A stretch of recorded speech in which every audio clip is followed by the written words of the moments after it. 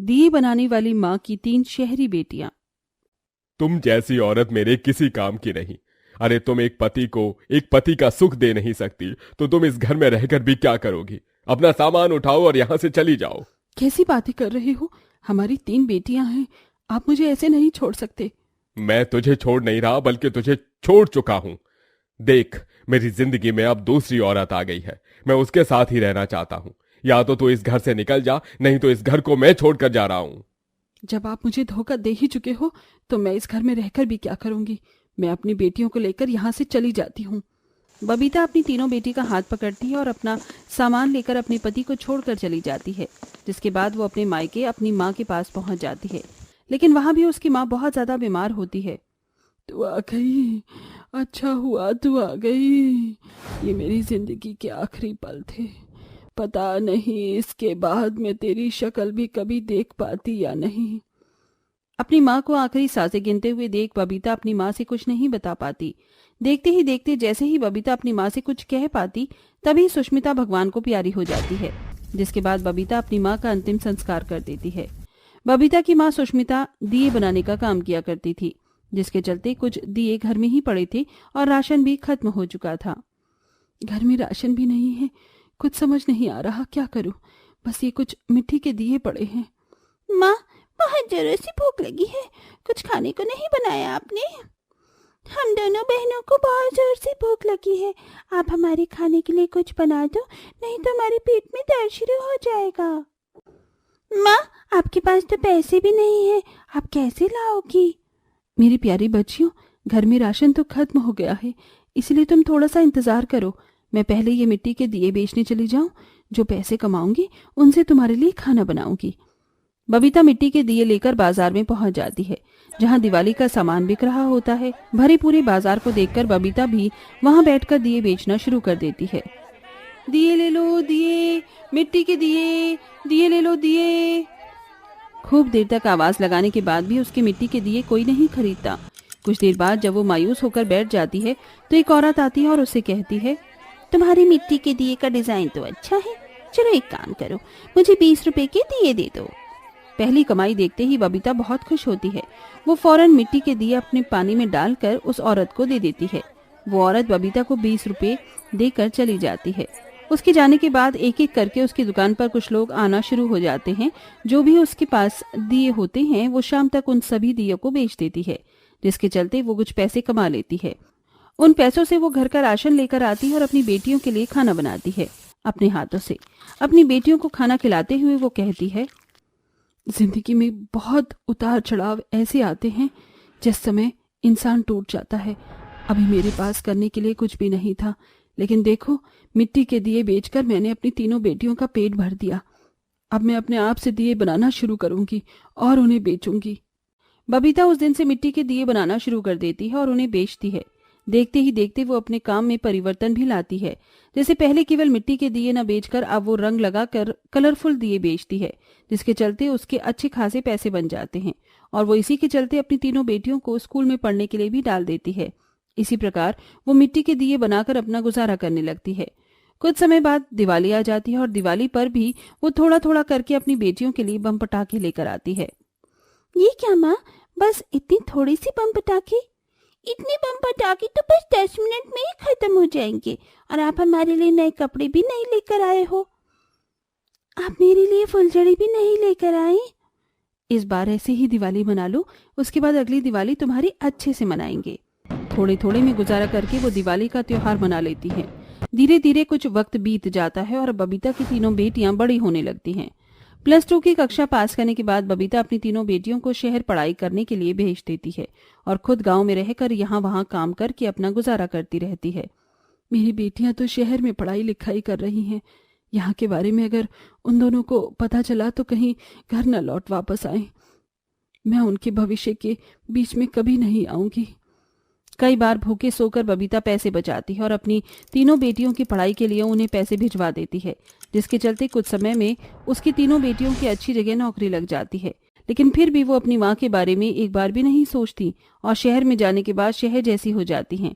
इधर बेचारी बबीता की दिन रात तबीयत बिगड़ने लगती है। सुबह से ये समय हो गया है, मैंने 2 बार दवाई खा ली, लेकिन फिर भी मेरी तबीयत में थोड़ा भी आराम नहीं आ रहा। ऊपर से कुछ खाया भी नहीं है, तो दवाई असर भी कहाँ से करेगी। मेरी तो हिम्मत बिस्तर से हिलने की भी नहीं हो पा रही है। काश मेरी तीनों बेटियां यहाँ होती तो मेरी हालत देखकर मुझे संभाल लेती। बबीता को अपनी तीनों बेटियों से बहुत उम्मीद थी। वहीं वो दर्द में करहा रही होती है कि तभी उसके पड़ोस की सहेली ममता उसके घर पर आती है। अरे बबीता, ये क्या, तेरी तो बहुत हालत खराब हो रखी है। घर का सारा काम भी अभी यूं ही पड़ा है। तू अपनी तीनों बेटियों को बुला क्यों नहीं लेती है? कैसे बुलाऊं? मेरे पास नंबर तो है, लेकिन फोन नहीं। उन्हें फोन कैसे करूं? मैं तो चाहती थी कि इस दिवाली में अपनी बेटियों के साथ दिवाली मनाऊं, लेकिन मेरी तबीयत ठीक नहीं होने का नाम ले रही। अरे मैं तेरी सहेली हूँ, मुझसे मदद मांगती तो सही। मैं तेरी बेटियों को कॉल करके तेरे बारे में बता दूंगी।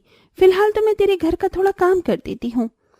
ममता खुद ही घर का सारा काम करके और अपने घर से खाना बनाकर बबीता को दे देती है, जिसके बाद वो खाना खाती है और दवाई खाकर सो जाती है। वहीं ममता उसकी तीनों बेटियों को फोन करके उसकी तबीयत के बारे में बताती है। अगले ही दिन शहर से उसकी तीनों शहरी बेटियां उसके घर पर आती हैं। जैसे ही वो अपनी माँ को और उसके घर को देखते हैं तो वो अपनी माँ से कहती हैं, ये क्या माँ, इतनी पुराने टूटे फूटे घर में आप अभी तक रह रही हो? यहाँ पर वही दिए रखे हैं जो माँ हमारी बचपन में बेचती आ रही हैं। क्या आपको शर्म नहीं आती ऐसे घर में रहने में? बताओ, हमें तो यहाँ आने में इतनी शर्म आ रही थी। पता नहीं कब तक आप इस घर का पीछा नहीं छोड़ोगी। अरे अब हमारे साथ शहर चलो और यहाँ नहीं रहोगी आप। यहाँ रखा ही क्या है? जिसे तुम टूटा फूटा घर बोल रही हो वो मेरी माँ का घर है, और इसी घर में तुम तीनों का बचपन गुजरा है।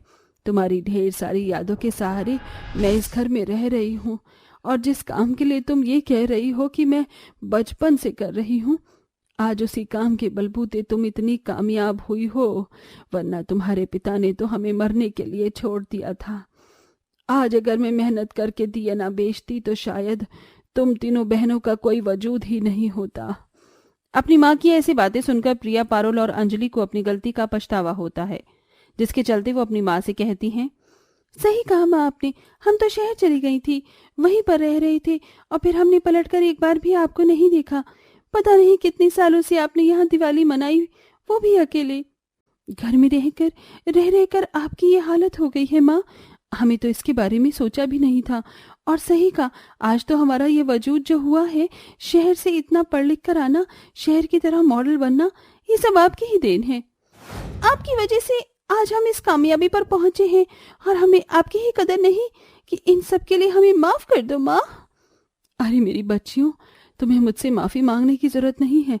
मैंने तो तुम्हारा चेहरा देख लिया, मेरे लिए इतना ही काफी है। तुम तीनों मेरे लिए अनमोल रतन हो। आओ जरा मेरे गले से लग जाओ। बबीता की तीनों बेटियां उसे गले से लगा लेती हैं, जिसके बाद उसकी तीनों बेटियां उसके लिए खुद अपने हाथों से मिट्टी के दिए बनाती हैं। ये देख बबीता बहुत खुश होती है, और इस दिवाली उसकी तीनों शहर की बेटियां उसके साथ बाजार में मिट्टी के दिए बेचने जाती हैं, और उसकी कमाई से वो तीनों मिलकर दिवाली को सेलिब्रेट करती हैं। तुम तीनों कब इतनी बड़ी हो गई, मुझे तो पता ही नहीं चला। अब तो तुमने अकेले ही सारी जिम्मेदारियों को समझ लिया। आज मुझे तुम्हें इस तरह देखकर बहुत खुशी मिल रही है। अगर बच्चों को सही समय पर सही शिक्षा मिल जाए तो वो भटकते नहीं है, और आपने हमें भटकने नहीं दिया माँ। चलो अब ये सारी बातें छोड़ो, दिवाली है, बम पटाखे फोड़ने तो बनता है। उस दिवाली बबीता अपनी तीनों बेटियों के साथ बहुत एंजॉय करती है, और वो मिलकर बम पटाखे भी जलाते हैं।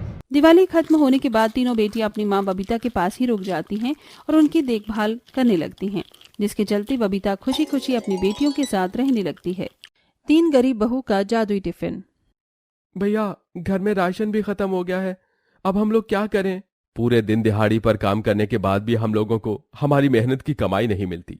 पता नहीं ऐसा और कब तक चलता रहेगा, मुझे तो कुछ समझ में नहीं आ रहा। आखिर हम लोग करें तो क्या करें? एक गांव में अंकुश, अरविंद, कैलाश तीनों भाई रहा करते थे। वो तीनों ही शादीशुदा थे, लेकिन उनके जीवन में गरीबी से परेशानी खत्म होने का नाम ही नहीं ले रही थी। वहीं उनकी एक बीमार माँ भी थी। कितनी देर हो गई है, अभी तक हमारे पति काम से नहीं लौटे। वो तीनों रोजाना काम ढूंढने जाते हैं, लेकिन उन्हें काम ही नहीं मिलता। कोई दिहाड़ी करने के लिए अपने यहाँ जगह देता ही नहीं है। गांव से कंपनियां बाहर नहीं गई होती तो इतनी परेशानी झेलने की जरूरत ही नहीं पड़ती, लेकिन अब कर ही क्या सकते हैं हम लोग। वो आपस में बातें कर ही रही थी कि तभी उन तीनों के पति वापस घर लौट आते हैं।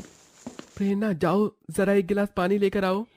प्रेरणा एक गिलास पानी लेकर आती है और अंकुश को दे देती है, जिसके बाद अंकुश पानी पीता है और अपनी पत्नी से कहता है, आज भी हमें कोई काम नहीं मिला। तुमने खाने में क्या बनाया है? कहाँ से बनाती खाने के लिए, तो घर के अंदर एक दाना तक नहीं था। ये तो बताओ, तुम दोनों यहाँ पर हो, तुम्हारे बड़े भाई कहाँ रह गए? अरे रास्ते में एक आदमी मिल गया था जिससे भैया काम के सिलसिले में बात कर रहे थे। थोड़ी देर रुक जाओ, आते ही होंगे। कैलाश उसी समय वापस घर लौट आता है और उसके चेहरे पर मुस्कुराहट और हाथ में कुछ पैसे होते हैं। फौरन तैयार हो जाओ, आज रात हमें शहर के लिए निकलना है। हमारी तो किस्मत ही खुल गई है। ये देखो, ये पैसे। पैसे? पैसे कहाँ से आए भैया? अरे मैं अभी गोवर्धन भैया से मिला था। वो गांव के लोगों को शहर में ले जाते हैं और उन्हें बहुत अच्छी नौकरी पर लगवा देते हैं। शहर में हम यहाँ से 5 गुना कमाएंगे और हमारी सारी परेशानियां ठीक हो जाएंगी। देखो जरा, उन्होंने मुझे ये पैसे दिए हैं घर का राशन डलवाने के लिए। जा अंकुश, इन पैसों से घर का राशन लेकर आ। ये सुनकर सब लोग बहुत खुश होते हैं। उसी रात उन लोगों को शहर के लिए निकलना होता है। अपना सारा जरूरत का सामान पैक करके वो तीनों भाई गोवर्धन के पास पहुंच जाते हैं। आ गए तुम तीनों? चलो अच्छी बात है, जल्दी से टेम्पो में चढ़ जाओ। आज मैं सभी को लेकर जा रहा हूँ। शहर रहना, खाना पीना सब तुम्हें वहीं मिलेगा। गोवर्धन टेम्पो से सभी आदमियों को भरकर शहर के लिए रवाना हो जाता है। उन्हें गए हुए महीना हो जाता है, लेकिन 1 महीने के अंदर उनकी कोई खोज खबर उनकी पत्नियों तक नहीं आ पाती। कब तक हाथ पर हाथ धरे बैठी रही, पता नहीं कब हमारे पति वापस लौटेंगे। अरे बहू, आखिर मेरे तीनों बेटों को तुमने कहाँ भेजा है? वो वापस लौटकर क्यों नहीं आ रहे हैं? माँ जी, हमने उन्हें कहीं नहीं भेजा, बल्कि वो तो घर की परेशानियां देखकर खुद ही शहर चले गए। चलो, ये सारी बातें शाम को आने के बाद करेंगे। अभी हमें कोयले की फैक्ट्री में जाना है, वरना शाम का खाना खा नहीं पाएंगे। अमृता ऐसा कहकर आनंदी और प्रेरणा के साथ कोयले की फैक्ट्री में पहुंच जाती है, जहां वो सुबह से शाम तक काम करती है और 2 घंटा एक्स्ट्रा टाइम भी लगाती है। यहाँ हम तीनों मिलकर खुदाई कर रहे हैं। देखो जरा, आसपास कोई भी नहीं है। अब हमें भी चलना चाहिए। प्रेरणा ऐसा कह ही रही थी कि तभी खुदाई करते हुए आनंदी को एक कपड़े में बंधा हुआ कुछ मिलता है। क्या हो सकता है इसके अंदर? खोलकर देखती हूँ। अरे ये क्या? ये तो एक टिफिन बॉक्स है, लेकिन देखो जरा इसमें कितना पुराना और ये सुंदर है। सही कहा तुमने, लेकिन इस पर हमारा हक नहीं। चलो इसे दरोगा को दे देते हैं और उससे अपनी आज के दिन की दिहाड़ी ले लेते हैं। तीनों बहू दरोगा के पास जाती हैं, लेकिन दरोगा के साथ साथ वहां सभी मजदूर अपने अपने घर जा चुके थे, जिसके बाद वो तीनों भी उस टिफिन को लेकर अपने घर पहुंच जाती हैं। उस दिन उनके घर पर खाने का एक दाना भी नहीं था। पूरे दिन भूखे प्यासे रहने के बाद वो तीनों बहुएं उस टिफिन को हाथ में लिए एक दूसरे से बातें करती हैं। हमारे घर में खाने का एक दाना भी नहीं है, बहुत जोरों से भूख लगी है। माँ जी भी भूखी प्यासी पड़ी है, उनकी तो दवाई तक नहीं आई है। हमारे पति भी पता नहीं कहाँ जाकर बस गए, आने का नाम ही नहीं ले रहे हैं। अब तो भूख से मेरे पेट में बहुत दर्द हो रहा है। काश मुझे बढ़िया बढ़िया पकवान खाने को मिल जाते। आनंदी के इतना कहते ही टिफिन के अंदर से एक चमकीली रोशनी निकलती है और उस रोशनी के चलते वहां कई प्रकार के पकवान निकल आते हैं, जिन्हें देखकर वो तीनों बहू हैरान रह जाती हैं। मैंने जो देखा वही तुमने भी देखा? इस टिफिन की रोशनी से यहाँ कई प्रकार के पकवान निकल आए। क्या ये कोई जादुई टिफिन है? अगर ये जादुई टिफिन है तो अभी इसका पता चल जाएगा। मुझे एक बहुत स्वादिष्ट आइसक्रीम खाने का मन है। अमृता के इतना कहते ही टिफिन बॉक्स के अंदर से फिर से एक रोशनी निकलती है और उस रोशनी के चलते वहां आइसक्रीम प्रकट हो जाती है। हाँ सच में, ये तो एक जादुई टिफिन है। तभी टिफिन बॉक्स के मुंह, आंख, नाक बन जाते हैं और वो कहता है, हाँ सही पहचाना, मैं कोई मामूली टिफिन नहीं बल्कि एक जादुई टिफिन बॉक्स हूँ। कई सदियों पहले मैं महाराजाओं के लिए खाना बनाकर इस टिफिन में पैक करके उन्हें देने जाया करता था। मैं उनका खास बावर्ची था, लेकिन कुछ बावर्चियों ने जलन के चलते मेरी हत्या कर दी, जिसके बाद मेरी आत्मा को शांति नहीं मिली और मेरी आत्मा इस टिफिन में ही कैद हो गई। उसके बाद जब भी मैं किसी भूखे या मजबूर इंसान को मिलता हूँ तो उसकी मदद करता हूँ। फिलहाल तो मुझे लगता है कि तुम्हें मेरी बहुत जरूरत है। तीनों बहुएं अपनी सारी परेशानियां जादुई टिफिन को बताती हैं।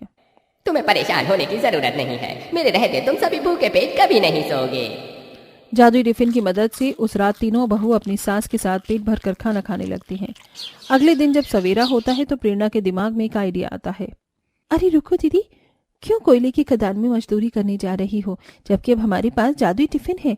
आपको पता है ना, जादुई टिफिन से हम जितना खाना मांगेंगे वो हमें उतना खाना दे देगा। क्यों ना हम इसकी मदद से अपने लिए एक ढाबा खोले? सुझाव तो अच्छा है, लेकिन तुम ये बताओ, ढाबा खोलने के लिए जगह और टेबल और बड़े बड़े बर्तन कहाँ से आएंगे हमारे पास? वो तो कुछ भी नहीं है। प्रेरणा अपने गले से मंगलसूत्र उतारकर उसे बेच देती है, जिसके बाद कुछ पैसे आ जाते हैं। तीनों बहू मिलकर उन पैसों से ढाबा खोलने का सारा सामान ले आती हैं और ढाबा खुलते ही वो जादुई टिफिन से कहती हैं, जादुई टिफिन, हमारी मदद करो। हमने ये ढाबा खोला है, इस ढाबे को चलाने के लिए यहाँ भरपूर खाना होना चाहिए जो लोगों को बहुत स्वादिष्ट लगे और वो खाना खाने यहाँ आए।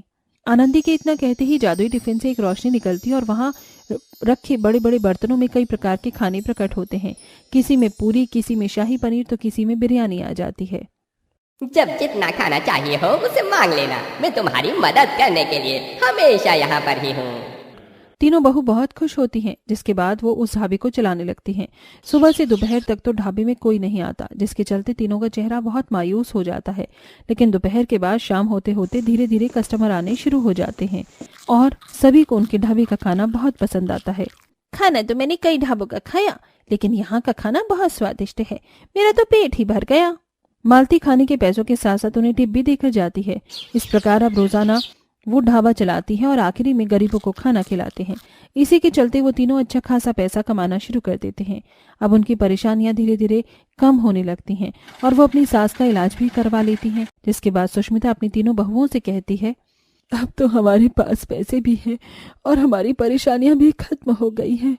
बहू, मेरे बेटों को ढूंढ कर ले आओ, मैं तुम्हारे आगे हाथ जोड़ती हूँ।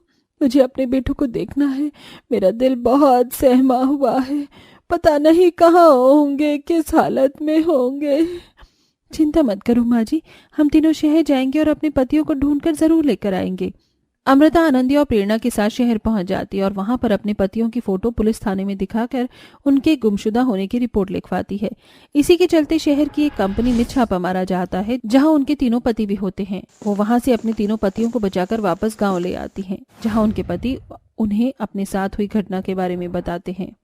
अच्छा हुआ तुम तीनों ने हमें ढूंढ लिया, वरना पता नहीं हम तीनों भाइयों का क्या होता। उस इंसान के झांसे में आकर मैं शहर चला गया था, लेकिन वहां उस कंपनी में दिन रात हमसे बहुत काम करवाते, हमें खाने पीने को भी नहीं देते। हमारी तो जिंदगी जानवरों से भी बदतर हो गई थी।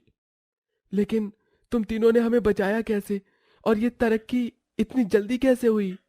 अंकुश के पूछने पर वो तीनों जादुई टिफिन के बारे में उन्हें बताती हैं, जिसे सुनकर वो तीनों भी बहुत खुश होते हैं और अब वो तीनों अपनी तीनों पत्नियों के साथ मिलकर जादुई टिफिन की मदद से ढाबा चलाते हैं और एक साथ खुशी खुशी रहने लगते हैं।